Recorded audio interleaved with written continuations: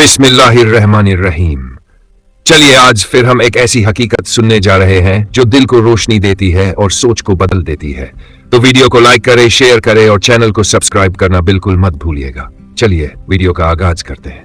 रेगिस्तान की तपती हवाओं के बीच एक ऐसी कौम रहती थी जो खुद को दुनिया की सबसे ताकतवर समझती थी। हम पहाड़ों को चीरकर महल बनाते हैं, हवाओं को मोड़ देते हैं, हमारे जैसा कोई नहीं। इनके हाथों में ताकत थी, लेकिन दिल में घमंड और आंखों पर जहालत की पट्टी। गुमियाद दुनिया की सबसे ताकतवर कौम, अरब की रेत में रहने वाली यह कौम लंबे लंबे जिस्म, भारी बड़ी कद का थी और हवा जैसा तेज बल रखती थी।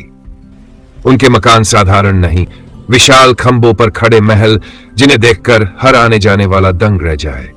लेकिन जितनी उनकी ताकत थी, उतना ही उनका घमंड भी बढ़ता जा रहा था।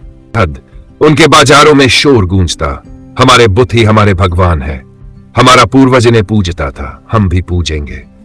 झूठ, जुल्म, ज्यादती, कमजोरों पर अत्याचार इनके लिए रोजमर्रा की बात थी। और सबसे दर्दनाक बात, इनके दिलों से अल्लाह का खौफ खत्म हो चुका था। अल्लाह ने भेजा। ऐसे अंधेरे में अल्लाह ने अपनी रहमत के तौर पर हजरत हुजैस को भेजा। उसी कौम के एक इज्जतदार और सच्चे इंसान थे। सब उनको जानते थे, उनकी ईमानदारी, उनकी अक्ल, उनका चरित्र। लेकिन जैसे ही उन्होंने कहा अल्लाह की इबादत करो, वही तुम्हारा असली रब है, कौम का रंग का इंकार। ऐ हूद, हमने सोचा तुम समझदार हो, लेकिन तुम तो हमारे बुतों के खिलाफ बोलते हो। क्या तुम चाहते हो कि हम अपने भगवान छोड़ दे? तुम भी तो एक इंसान हो, हम पर हुक्म कैसे चला सकते हो? हजरत हुद ने नरमी से कहा, ऐ मेरी कौम, अल्लाह ही ने तुम्हें पैदा किया, तुम्हें यह ताकत दी और जमीन में बसाया। उसी से मदद मांगो, उसी की राह पर चलो। लेकिन दिलों पर ताले लगे थे, कौम की जिद। उन्होंने ताना मारते हुए कहा, अगर तुम सच्चे नबी हो तो कोई निशानी दिखाओ। बोले, निशानी मांगते हो तो सुन लो, अगर तुम न माने अल्लाह का अजाब आएगा।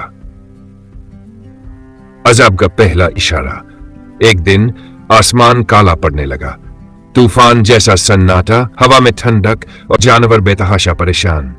लोग खुश होकर बोले, अरे बादल आ गए, अब बारिश होगी, हमारी जमीन भरेगी। उन्हें क्या पता था, यह रहमत नहीं, अजाब की पहली निशानी थी। ऐ कौम, अब भी तौबा कर लो, अल्लाह रहम करने वाला है, लेकिन उसके अजाब से कोई नहीं बच सकता। लेकिन कौम हंस पड़ी, जिस अजाब की बात करते हो ला दो।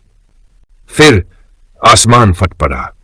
एक ऐसी हवा चली जो इंसान को उठाकर आसमान तक ले जाए और फिर जमीन पर पटक दे।